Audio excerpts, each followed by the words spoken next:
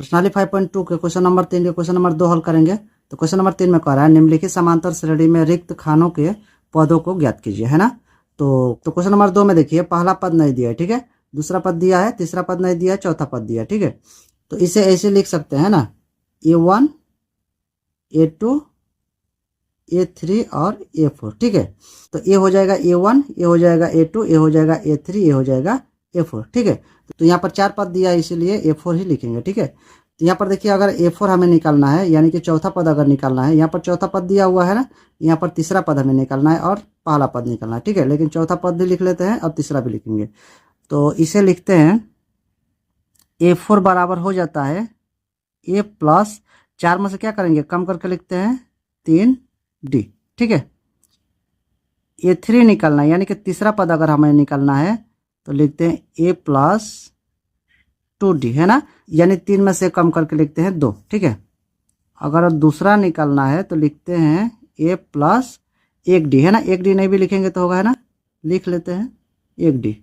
तो यहाँ पर लिखेंगे तो यहाँ पर A1 का मान नहीं दिया है, A2 का मान दिया, ठीक है। तो A2 का मान लिख लेते हैं, A2 बराबर हो जाएगा 13, ठीक है। तो यहाँ पर A2 बराबर का बदले A वाला लिख सकते हैं ना, इतना लिख सकते हैं A प्लस 1D, ठीक है, ये लिख सकते हैं। तो यहाँ पर लिख लेंगे A2 के बदले A प्लस 1D, ठीक है। इधर कितना है, 13 है, ठीक है। तो इसे मान लेंगे समीकरण 1। उसके बाद यहाँ पर A3 का मान नहीं दिया है, A4 का दिया है, ठीक है, इसीलिए लिखेंगे A4 बराबर, तो A4 बराबर कितना है, यहाँ पर 3 है, ठीक है। तो यहाँ पर लिखेंगे 3, ठीक है, यहाँ पर सिर्फ 3 लिखेंगे, है ना। तो A4 बराबर के बदले क्या लिख सकते हैं, A प्लस 3D लिख सकते हैं ना। तो लिखेंगे A प्लस 3D, ठीक है। बराबर को उधर क्या है, 3 है तो 3 लिखेंगे, है ना। इसे मान लेंगे समीकरण 2। उसके बाद विलोपन विधि लगाकर इसे काट देंगे, है ना। तो ये हो जाएगा समीकरण 1 और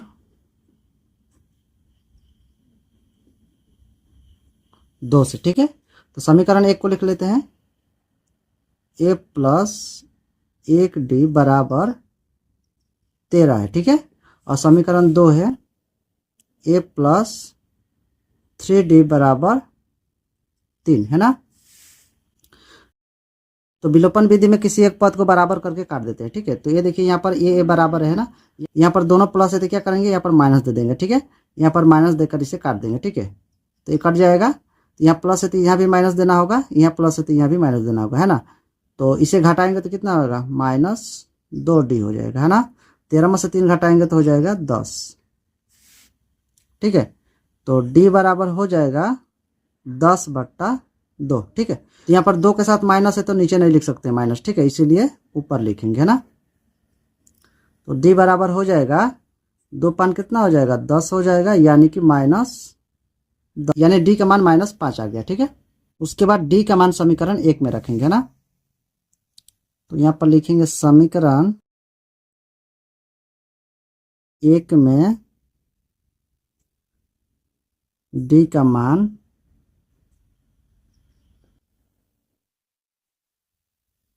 रखने पर, है ना। तो समीकरण 1 को लिख लेते हैं। समीकरण 1 कहाँ है, A प्लस 1D बराबर 13 है ना। लिखेंगे यहाँ पर A प्लस 1D बराबर 13, है ना। तो D का मान कितना है, यहाँ पर -5 है ना। यहाँ पर लिखेंगे A प्लस हो जाएगा, D का मान कितना है, -5 है ना। तो लिखेंगे -5 बराबर 13, है ना। तो प्लस माइनस गुणा हुआ तो क्या हो जाएगा, माइनस हो जाएगा, -5 बराबर 13। उसके बाद ये बराबर हो जाएगा 13। तो बराबर को इधर -5 है तो बराबर को उस पर जाएगा तो क्या हो जाएगा, प्लस हो जाएगा, +5 हो जाएगा, है ना। तो A बराबर हो जाएगा 13, 5 को जोड़ेंगे तो कितना होगा, 18 हो जाएगा, है ना। यानी कि A का मान कितना आ गया, 18, है ना। तो यहाँ पर लिखेंगे A का मान लिख लेंगे 18। अब निकालेंगे A3 का मान, है ना। यहाँ पर लिखेंगे A3 बराबर, A3 बराबर के बदले क्या लिख सकते हैं, चलिए देख लेते हैं यहाँ पर a प्लस 2d है ना, यहाँ पर लिखेंगे a प्लस 2d। ठीक है, तो a का मान कितना मिला यहाँ पर 18 मिला है, तो लिखेंगे 18 जोड़ 2 गुणे d का मान कितना मिला है -5, तो लिखेंगे -5 -5। 18 रहेगा, प्लस माइनस क्या हो जाएगा माइनस हो जाएगा, और 5 दूना हो जाएगा 10। ठीक है, 18 में से 10 घटेगा तो कितना होगा 8 होगा, है? यानी a3 का मान हो जाएगा 8 है ना, तो a3 का मान यहाँ हो जाएगा 8 है ना, तो a हो जाएगा हमारा आंसर। ठीक है, अगर वीडियो अच्छा लगा तो एक लाइक सब्सक्राइब करते जाएगा, और इससे पहले कोई वीडियो अगर आप लोग नहीं देखेंगे तो प्ले लिस्ट में वीडियो है, जाकर आप लोग देख सकते हैं। तो चलिए फिर मिलेंगे अगले वीडियो में।